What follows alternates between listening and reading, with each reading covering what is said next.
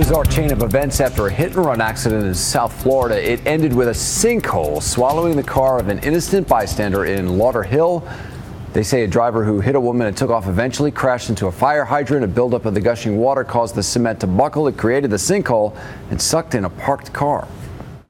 By the time I got outside, the water was just around it, just bubbling around it, and it was really sinking and sinking to the even more than, and now it's really sank. Bottle of tequila spotted in the hit-and-run driver's truck. She now faces DUI charges.